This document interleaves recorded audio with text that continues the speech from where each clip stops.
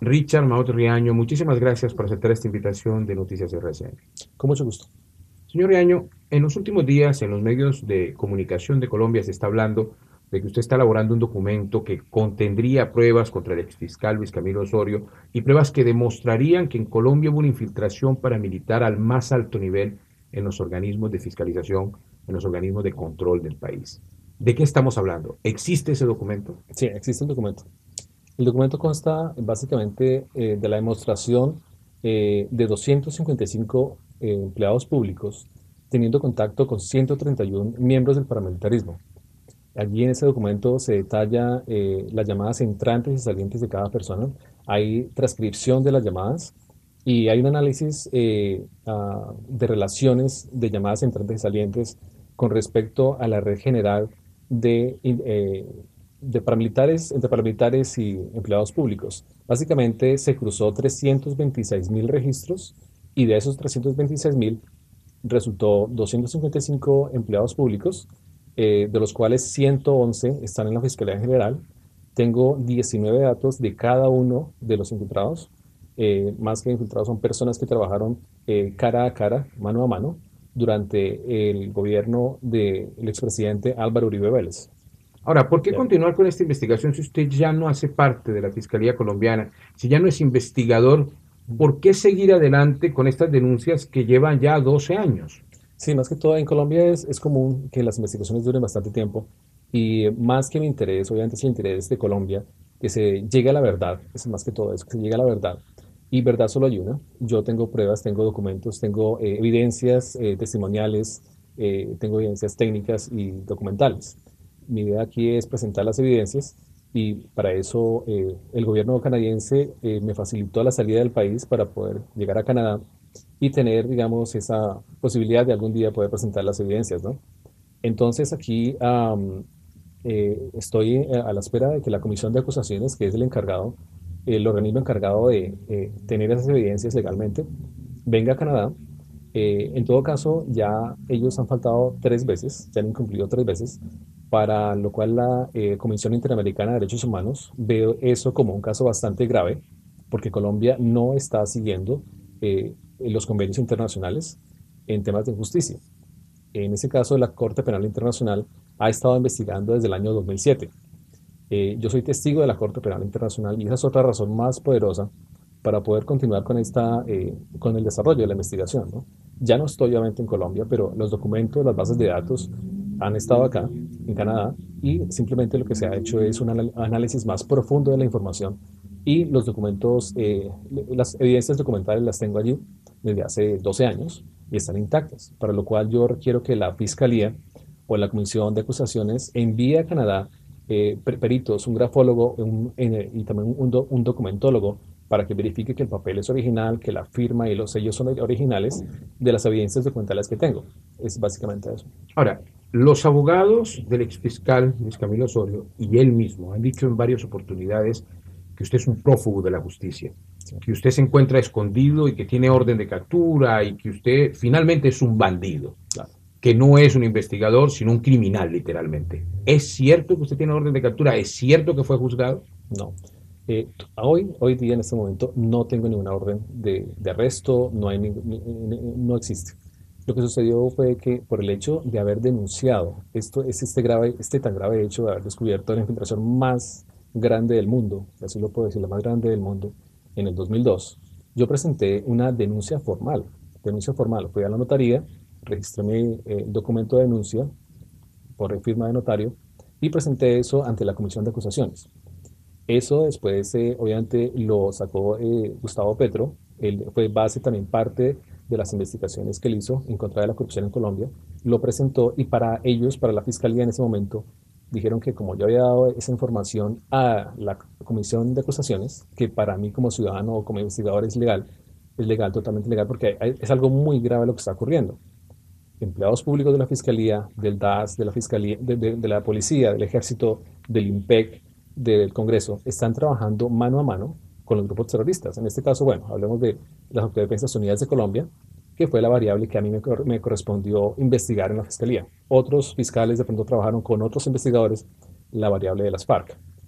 Entonces, en este caso es bastante grave lo que sucedió. Por eso dije, bueno, yo tengo la información, ha pasado algo muy grave, han matado fiscales por esto, han asesinado fiscales, y con esa información lo que toca es denunciar. Entonces, ellos me echaron de la fiscalía, me interceptaron el teléfono, me siguieron ilegalmente, eso sí es ilegal, que me sigan, que me chusen, no hay razón para eso. Cuando me hicieron el allanamiento, la Procuraduría no fue, nunca me dieron copia de ese allanamiento, y luego entonces se inventan un delito, que simplemente di la información, y bueno, por esa información, porque le di información a la Comisión de Acusaciones, ellos consideraron que era un delito. Para mí no es un delito, y para nadie va a ser un delito. Simplemente es denunciar a la corrupción, y como ellos mismos están implicados, obviamente van a hacer hasta lo imposible por callarme, y es lo que ha hecho el abogado Jaime Granados. Ya en dos o tres oportunidades, en Noticias Uno, él lo ha dicho y ha dicho que este señor es un criminal y es un prófugo de la justicia, pero no, aquí le estoy dando la cara al país y estoy esperando a la justicia internacional, a la justicia nacional, para demostrar todas mis evidencias. Mucha gente considera que esa investigación que usted realizó en la fiscalía Sí. era una investigación ilegal, una investigación que no tenía una orden de un superior. Y que a usted se le ocurrió un día comenzar a buscar pruebas. ¿Es una investigación motu propio? Es decir, ¿usted decidió que había que hacerlo o un superior le dijo, hágalo? No, es un superior. El superior es la fiscal especializada Amelia Pérez Parra, de la Unidad Nacional de Derechos Humanos. Ella ordenó esa investigación, y esa investigación fue ordenada, fue autorizada por el entonces director nacional del CTI, Ismael Trujillo Polanco, el general retirado Ismael Trujillo Polanco, y también fue ordenada, autorizada también por el asesor de la Dirección Nacional. Yo tengo todos esos documentos, tengo mi copia también, siempre se firman tres copias, yo tengo mi copia, y es original, con sellos originales, firmas originales, y eso es lo que yo quiero que la justicia internacional verifique, porque aquí ha ocurrido algo muy injusto, ¿no? Están intentándome tratar del malo del paseo, pero en realidad no es así. Yo tengo las evidencias, y pues verdad solo hay una. Cuando ellos revisen que realmente los documentos son legales y que realmente todo ha ocurrido en forma legal y que ellos han sido los corruptos, cuando tengamos la versión del director del CTI, Ismael Trujillo Polanco, cuando tengamos la versión pública de la doctora Amelia Pérez Parra, de la fiscal de ese momento, y del asesor de ese momento también, vamos a mirar quién dice la verdad. Ellos tienen la verdad, ellos fueron mis jefes, yo recibí orden judicial, y de esa forma fue que todo esto sucedió. Sí, Si ellos dieron la orden, sí, ¿por qué eso no se dice? Es decir, si sí. estas personas asumieron la responsabilidad, ¿cómo es posible que usted lo hayan echado de la fiscalía y después lo acusen Mm. y lo lleven ante la justicia por esa investigación? Sí, porque cuando sucedió mi tema ya habían echado al director. Fue tan grave la situación que por esta razón el director del CTI ya no estuvo trabajando en ese momento, porque también fue atacado él, y también atacaron a todo el grupo que estaba investigando una investigación relacionada. También echaron a la directora nacional del CTI, bueno, la jefe de división del CTI en ese momento, Carmen Marixa González. Ella más adelante fue directora del CTI y estuvo echada por la fiscalía durante 8 años. Ella ganó la pelea y, bueno, al final fue restituida para trabajar en el CTI. Pero fue algo muy grave. Echaron a todos los jefes de división. O sea, la infiltración paramilitar fue muy grave. Luis Camilo Osorio, obviamente, fue la cabeza de eso. Ellos saben. Simplemente, si hablamos con doctor, bueno, el jefe de la unidad de análisis, de información y análisis, Fernando Niño, él también fue echado. eh, el doctor Valdés también fue echado, que después fue más adelante, volvió a entrar a la fiscalía como director de medicina legal, pero estamos hablando de cargos altos en la fiscalía. No son cargos técnicos, son cargos altos, de directivos, y ellos fueron echados de la fiscalía. Y aún más, por ejemplo, también otros cuatro fiscales han denunciado al fiscal general de la Nación, a Luis Camilo Osorio, por irregularidades. Siempre se habla en este momento en las noticias, lo que vemos ahora es el caso de la fiscal que fue, eh, que tenía una investigación, y por alguna razón se supo que ya tenía orden de captura, y entonces alguien le avisó y ya está prófuga de la justicia. Ella sí es prófuga de la justicia, y fue directora de la Fiscalía de Cúcuta, Ana María Flores Silva. Es muy claro que Ana María Flores Silva, obviamente es el papá de él, compartió estudios en forma muy cercana con Luis Camilo Osorio. Entonces, obviamente, si Luis Camilo Osorio sabe que tenía orden de captura, ¿quién más le va a avisar sino el propio Luis Camilo Osorio? Decir, bueno, tiene orden de captura, vuélese, váyase porque la van a coger. O sea, básicamente pasó así.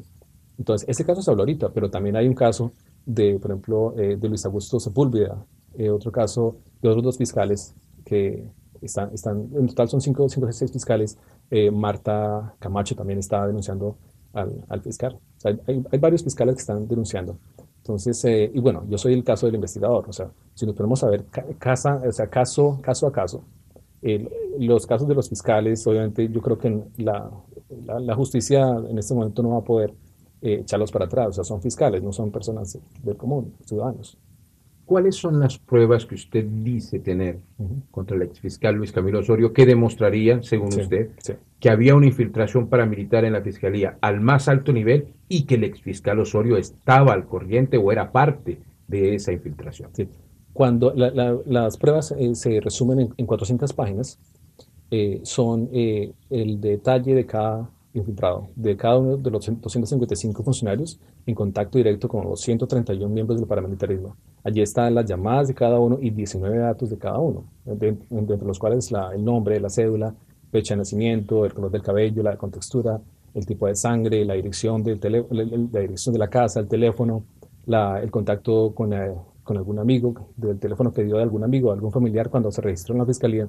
Toda esa información la tengo, se registró, porque básicamente lo que se hizo fue cruzar la base de datos de la Fiscalía General con 326.000 datos y eso arrojó esta información.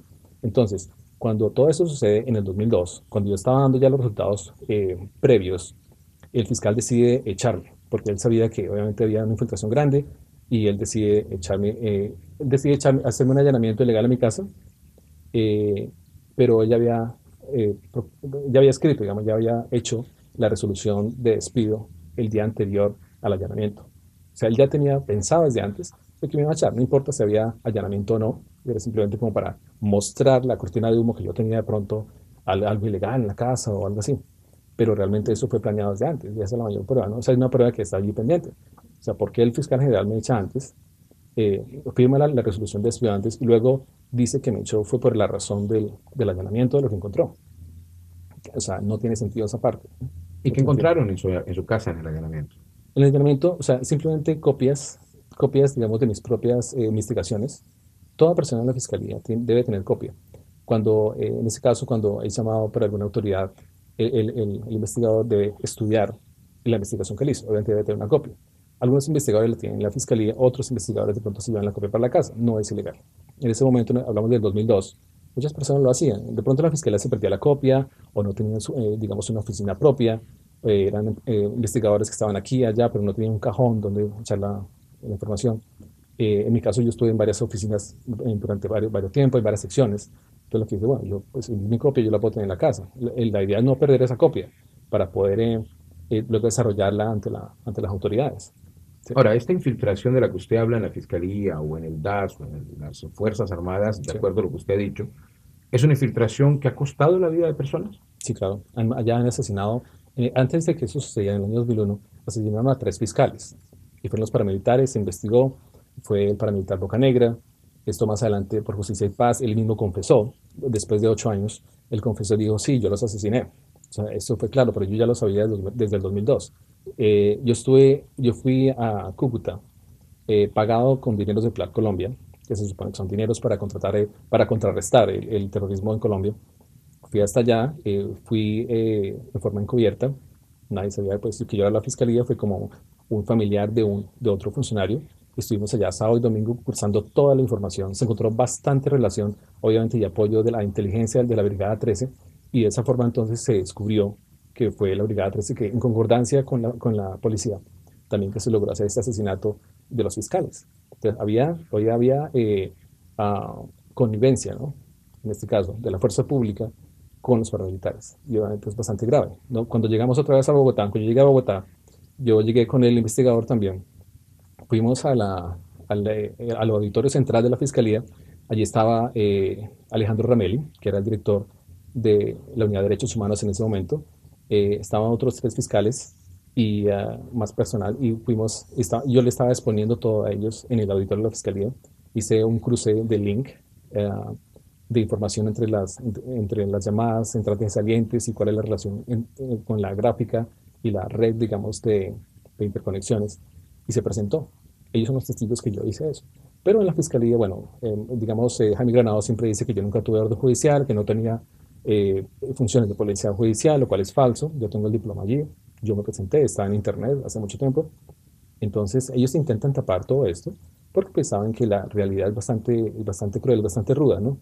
En realidad sí hubo una infiltración masiva, pero yo fui la primera persona en Colombia que realmente hizo esta denuncia, funcionario público que denunció esta infiltración paramilitar. Y por esa razón, obviamente, pues ellos salen afectados, intentan callar a la gente. Algunas personas las mataron, yo gracias a Dios estoy vivo aquí para contarlo y pues yo llegaré hasta las finales consecuencias, hasta que la Corte Penal logre, digamos, tener en claro que el expresidente Álvaro Uribe, él conociendo mi información, al final decidió no hacer nada, porque a él se le presentó esa información, Gustavo Petro le envió una petición, una petición, una carta diciéndole que se investigara esta infiltración en la fiscalía y que nombrara otro fiscal ad hoc o un fiscal suplente para que pudiera encargarse de esta investigación.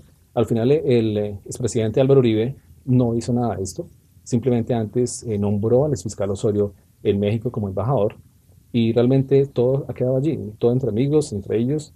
Ha habido bastantes personas, o sea, otros funcionarios de la fiscalía que ya han sido condenados que él nombró en su administración y que luego se demostró que han trabajado para el paramilitarismo y también que han tenido relación con el narcotráfico. O sea, esta es si hablamos de un perfil criminal, allí está claro que obviamente Luis Camilo Osorio hace parte de este perfil. Eh, entonces, hay bastante por analizar en esta situación. Señor Riaño, mucha gente pensará hoy Ujú. que lo que usted está diciendo es un poco absurdo, Ya, que usted no era un funcionario de altísimo nivel de la fiscalía, que tuviera acceso a tanta documentación, que si lo hizo fue ilegalmente, como dice el abogado del exfiscal Osorio, claro, que de pronto usted está loco porque acusa al exfiscal Osorio, al expresidente Uribe, a muchísima gente. claro. ¿Qué le responde usted a esa gente que cree que usted no tenía ni las funciones, ni la capacidad, ni la importancia, ni el puesto para hacerlo? Sí. Ojalá de pronto todos mis compañeros de la fiscalía estén viendo esto ahora, porque ellos no saben cómo fue el trabajo tan arduo que se hizo en la fiscalía. Tres fiscales en cierta oportunidad de la Unidad Nacional de Derechos Humanos se reunieron para sugerirme a mí como la persona que concentraría y consolidaría toda la información de paramilitarismo de los procesos de ellos para lograr hacer una gran base de datos y de esa forma poder interrelacionar los casos y, no, y evitar el desgaste judicial, que ese era un problema grave. De pronto dos fiscales hacían el mismo allanamiento sobre casos parecidos, pero se encontraban en cierto punto de la investigación, se encontraban con casos similares. Entonces, esa parte se logró evitar y para que la justicia fuera más por contexto, una justicia más macro investigación. Esa parte yo la comencé a implementar en la fiscalía, no existía. Y yo fui oficialmente la persona que fue encargada. Y no es simplemente que los fiscales me llamen, o sea, ellos me llamaron, fuimos en una reunión conjunta con el director nacional del CTI, estuvimos los cuatro hablando, dijeron, listo, si usted va a ser el encargado, aquí se le dan los equipos, la oficina, me enviaron a una oficina donde es la máxima seguridad, es una área de máxima seguridad de la fiscalía, que es en el edificio T, en el cuarto, quinto piso, en la oficina de radiocomunicaciones. Cerca hay una oficina en medio. Ahí solo entran 10 personas, de toda la fiscalía solo entran 10 personas. Yo tenía acceso solamente a mi propia oficina, donde únicamente entraba yo.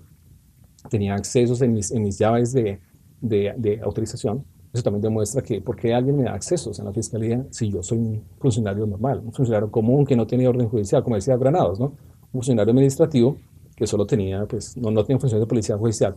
Pero ahí es donde se sabe, o sea, realmente cómo yo tenía esa orden, o sea, por qué la fiscalía me dio una orden de acceso a momentos claves. Seguramente mucha gente se preguntará hoy si todas las denuncias que usted está haciendo por haber contado con Gustavo Petro, etcétera, no son simplemente denuncias políticas, con objetivos políticos y no porque usted está pensando en el país. No, han sido, digamos, denuncias, obviamente con evidencias judiciales, que es lo más grave, porque son pruebas oficiales, realmente ya ordenadas por fiscales, ordenadas por la Dirección Nacional del CTI, por el director Ismael Trujillo Polanco. Entonces, han sido realmente eh, denuncias oficiales. Lo que pasó en ese momento era como yo tenía que enviar eso a la Comisión de Acusaciones. Gustavo Petro estuvo allí en ese momento y yo le envié la información a él para que la presentara a la Comisión de Acusaciones. Fue de esa forma. Que políticamente haya sido beneficio para él, bueno, no, esa parte no está dentro de mis alcances, o sea, de pronto de lo que yo quería. Lo que yo quería simplemente era denunciar a la Comisión de Acusaciones. Si él de pronto retomó ese tema y luego lo colocó como, como un tema de plenaria en el Congreso. Bueno, eso ya es, digamos, asunto de Gustavo Petro, pero mi interés básico era denunciar. Frustrado por ver que las cosas no han avanzado, que lo que usted denunció hace ya 12 años Ujú. se quedó allí y no ha pasado nada. No, no frustrado, no. No, porque se han dado casos en la justicia que tras de los años se han denunciado. Ese es el común denominador en Colombia, ¿no? Hay bastantes casos, hay miles de procesos, los fiscales no dan abasto y pues obviamente uno los entiende. Claro que también hay casos de corrupción que los archivan, los, eh, los expedientes se pierden, como en mi caso también. Cuando yo presenté esto a la Comisión de Acusaciones, allí dentro de la Comisión de Acusaciones estaba trabajando el hermano de un jefe paramilitar, Salomón Perichadí, y él obviamente, pues, ¿cómo es posible que dentro de la comisión de acusaciones, que es la comisión que investiga al presidente, al fiscal y a los magistrados, realmente esté allí un hermano de un paramilitar? Es algo muy grave. Obviamente después salió también por circunstancias de paramilitarismo. Y obviamente el proceso que yo presenté allá, o sea, las evidencias que estaban allí, algunas se perdieron y los, fiscales y los investigadores también hicieron ese comentario en W Radio en ese entonces al abogado de Gustavo Petro y que cómo era posible. Y él dijo, yo voy a colocar una denuncia ante la Corte Suprema de Justicia por este caso de que, ¿por qué se pierden las evidencias en el caso de Luis Camilo Osorio directamente desde la Comisión de Acusaciones? Allá debería existir una cadena de custodia tan fuerte como hoy en día existe en la Fiscalía General. Ese tipo, digamos, de estándares en investigación no existen. Entonces eso es lo que se debe corregir en la justicia. De las personas que usted dice, más de 200 Ujú. que habrían estado implicadas con paramilitares, que tendrían una relación con paramilitares y que la tenían, según usted, en esa época, Sí.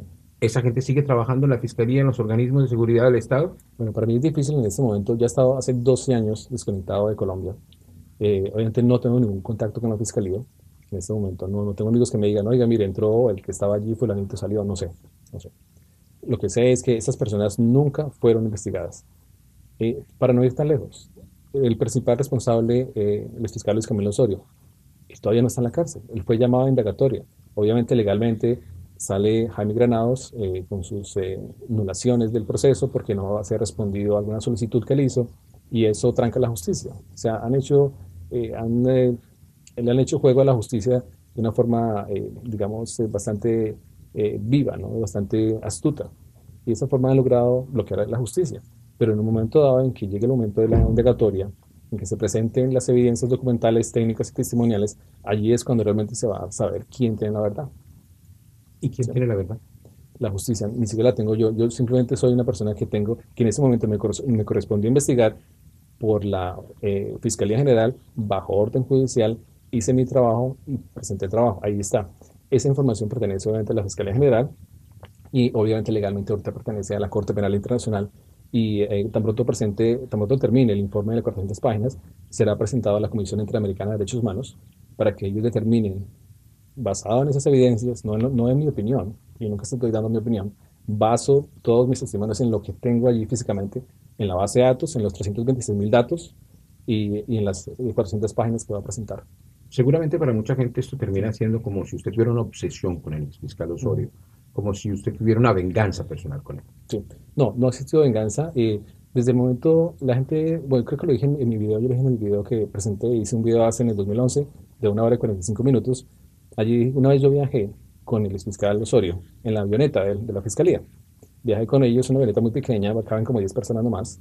Yo viajé con él y con en ese momento, la directora Ana María Silva, no, Ana Silva, el apellido Silva, olvidé el nombre de ese momento. Y viajé con ella porque yo tenía que ayudarles a hacer la presentación, la parte técnica de la presentación con el computador y el telón y esto. Yo diseñé la presentación en la nueva instalación de la Unidad de Derechos Humanos en Medellín. Y yo viajé, obviamente, mucho tiempo antes de que esto sucediera. Y si yo hubiera tenido alguna venganza con él, de pronto en ese momento hubiera sido el momento perfecto, ¿no? Yo estaba ahí en la misma avioneta con él, allá al lado de otros militares, y nunca sucedió nada. Es más, el día que salimos otra vez para Bogotá, la persona que me recogía no llegó en ese momento, entonces me tocó coger un taxi y llegué tarde. Estaba en una ceremonia militar y al final el avión había arrancado los motores, estaba a punto de arrancar, pero la fiscal dijo, no, espere un momento hasta que llegue Richard y allá nos vamos. Y el fiscal tuvo que esperarme 15 minutos. Y ahí llegamos, yo llegué después con el telón y computador, me subí por la parte de atrás de la avioneta y arrancó. Eso fue como hasta chistoso. en ese momento. Pero de venganza criminal, o sea, no existe, digamos, un tipo de venganza criminal, o sea, no hay venganza. Si hubiera tenido un tipo de venganza, ellos podrían ver en noticieros o en algún medio formas en que yo me vengo, ¿no? Pero aquí no hay ningún tipo de venganza. Lo que yo tengo son evidencias que quiero que la justicia internacional o la justicia de Colombia, si algún día lo hace la Comisión de Acusaciones, tomen en serio y evaluamos a ver quién tiene la verdad. Aquí no se trata de quién es más prófugo o no, o quién dice mentiras o no, eso son las evidencias. Sí, Usted está en Canadá, sí. vive hace 12 años en Canadá con su Ujú, familia, está bien, está tranquilo. ujú. ¿Por qué meterse en este lío de seguir denunciando? ¿Por qué continuar insistiendo? ¿Por qué buscar la Corte Penal Internacional, la Corte Interamericana de Derechos Humanos, etcétera? Si Claro, finalmente usted podría estar tranquilo claro. aquí sin problemas. Sí. Realmente, cuando uno trabaja a alto nivel, en el sentido, digamos, de estar encargado de este tipo de bases de datos, de tener información muy importante, obviamente uno tiene una ética, una responsabilidad con el país, más que decir, ya trabajé, gané el sueldo, no. Muchas personas en la fiscalía, funcionarios o compañeros de trabajo, siempre me miraban a mí como una persona que pasaba más allá del límite, digamos, del trabajo. Muchas personas tienen hijos, pues uno lo entiende, ellos después de las 6 de la tarde salen corriendo para la casa porque pues, les pagan salario y ellos trabajan así. En mi caso no, yo era muy apasionado por mi trabajo. Es claro que yo entré a la fiscalía para trabajar en temas de seguridad informática. Mucha gente lo vio como que yo era un hacker. Obviamente ese es el tema que me pusieron a hacer, quitar claves de acceso a información que estaban bloqueadas tanto en equipos de comunicación como en archivos. Yo fui la persona que le quitó esas claves y que entró a correos electrónicos sin necesidad de contraseña para poder investigar casos del ELN, de las FARC y de las Autodefensas Unidas de Colombia. Entonces, ese fue el trabajo que se hizo en la fiscalía, ¿no? Habla usted de las FARC y del ELN. Dentro de su trabajo no solo hubo Sí. el tema de los paramilitares. ¿Hay infiltración de las FARC y del ELN en la Fiscalía Colombiana? ¿También lo encontró en su investigación o no le tocó eso? No, la variable del ELN correspondía a otros fiscales. Yo únicamente trabajé Autodefensas Unidas de Colombia. Pero yo fui la persona que descubrí que en una universidad colombiana, no digo el nombre para no dañar el estatus de la universidad, pero en una universidad de Bogotá hubo infiltración del ELN y se demostró y logré recopilar toda la red, encontrar, identificar toda la red de conexiones a través de correo electrónico que yo mismo entré sin necesidad de contraseña. No se puede hablar de interceptación porque yo no estaba en un punto medio entre un punto A y un punto B. Nunca intercepté, nunca utilicé equipos de comunicación para interceptar como lo hace la inteligencia, sino simplemente entré al correo. Por la puerta de atrás de los sistemas existe forma de entrar y simplemente entré, como si él hubiera estado frente al computador. Y saqué copia de los correos legalmente con resolución de interceptación, en este caso. Ellos lo llamaron en el 2002 resolución de interceptación, porque en Colombia no existía una ley para interceptar correos electrónicos. Era algo muy salido del tema judicial. La doctora Clelia América, que era la directora de la Dirección Nacional de Fiscalías, ella era la que me daba esas, bueno, no a mí, no, obviamente a la fiscal, a la dirección del CTI, esa resolución de interceptación para poder hacer ese trabajo. Y obviamente tenía autorización, obviamente, de la dirección con orden de fiscal. O sea, mi trabajo fue simplemente, siempre fue legal. Siempre fui conocido en la fiscalía como una persona que tenía un conocimiento en sistemas bastante, digamos, superior que el resto de las personas. Y eso causó, pues, como inconformismo en las personas que estaban infiltradas allí, porque era un caso bastante grave. Otros compañeros que de pronto iban a operativos, porque alguien estaba infiltrado allí, les avisaba a otra gente, a los que iban a investigar, a los investigados. Y luego entonces de pronto ellos no estaban o le hacían una redada y mataban a los otros, a los compañeros míos. Yo también iba a esos allanamientos. También no pude haber muerto en esos allanamientos. Entonces fue una misión que se hizo y obviamente, claro, lo hice también porque yo también estaba afectado. En el futuro podría estar afectado. Y no tuve ningún problema en decirle al fiscal, sí, yo hago esta investigación, no hay problema, yo tengo las habilidades. Y por eso es que siempre se habla, digamos, para poder recibir este tipo de asignaciones de misiones de trabajo, se requiere un perfil como trabajador. Si yo soy una persona que sé bases de datos, que sé sobre investigación criminal, que tengo la confianza de los fiscales para que yo pueda consolidar la información en esa base de datos, eso crea, digamos, un ambiente de trabajo. Ese ambiente de trabajo se creó en ese momento con los 3 fiscales con los que fuimos a hablar con el director nacional del CTI y de esta forma se logró hacer esa investigación. Si este caldo de cultivo no hubiera sido en ese momento, De esa forma, nunca se hubiera podido hacer esta investigación, que duró 1 año y 8 meses dentro de la fiscalía. Estuve trabajando casi de lleno en este trabajo, en este proceso. Señor Reaño, ¿teme usted por su vida? ¿Cree que su vida corre peligro, corre riesgo, aún estando en Canadá? No, yo pienso que en estos casos, bueno, sí yo soy más religioso en ese momento, ¿no? Yo pienso que realmente el que cuida la vida de uno es Dios. O sea, hay gente que muere cuando se resbala en la bañera o en el baño y ahí queda. Realmente ha pasado muchas cosas graves en Colombia y gracias a Dios en este caso, bueno, el gobierno de Canadá me sacó del país en menos de 48 horas, a mí y a mi familia, y gracias a Dios tenemos vida para poder seguir contando estos casos y para poder seguir denunciando. En ningún momento he tenido, digamos, miedo porque yo creo que digamos, a la maldad, a la corrupción, a la criminalidad nunca se le debe tener miedo, siempre se le debe afrontar cara a cara para poder derrotarla. Uno debe estar un paso más allá de la criminalidad. En este caso, estuve trabajando en la fiscalía, que es la entidad, obviamente, que administra la justicia. Pero si la misma justicia, algunos, no hablo de la fiscalía en general, muchos compañeros son muy honestos, pero las cabezas de esa justicia en ese momento estaban infiltradas, estaban corruptas. Para mí es misión, no tanto tampoco como funcionario del CTI, sino de mi propia perspectiva, de mi propia mi visión de vida, ser una persona que ataque la corrupción, que ataque la maldad en este caso, ¿no? ¿Tiene pruebas de que le ordenaron hacer esa investigación? Sí, claro, aquí las tengo. Esta, este es el oficio que la fiscal especializada Amelia Pérez Parra le envía al director Ismael Trujillo Polanco ordenando esta investigación. Aquí está la firma de autorizado, está la fecha de erradicación, la firma de ella, y aparte de eso, después sigue la orden al el coronel Tatis autoriza, me envía esto a la doctora Marixa, que ¿Quién era la el coronel Tatis? coronel Tatis era asesor de la Dirección Nacional del CTI, y él envió esto a la orden, a la doctora Marixa, aquí está la orden, y entonces el coronel Tatis obviamente pues expide la orden de trabajo, que es esta, ahí está el coronel Tatis firmando, para que se haga esta investigación. Ahí está la parte legal de esta investigación. ¿Listo? Y en cuanto a la parte dicen que no tengo funciones de policía judicial, pues sí, aquí tengo mi diploma original de la fiscalía, es el diploma original de la fiscalía, donde dice el curso básico de policía judicial. Ese es el curso que necesita para que las personas puedan trabajar en policía judicial. Y ahí está. Hablaba ahora de una investigación en una universidad. Era una investigación en la cual ejerció como investigador judicial. Sí, claro. Sí. Llegó al departamento de sistemas en ese momento, un computador que fue allanado y ahí se encontraban unos correos electrónicos. Inmediatamente se ordenó la orden y me lo dieron a mí. Yo generé el informe. Aquí está, este es el informe que hice. Están todas las correos electrónicos de esas cuentas. Incluso en esta página coloqué esta parte está la interrelación, la red de personas que estaban en esa universidad y cómo trabajaban junto con el ELN. Fue real, tenía orden de trabajo.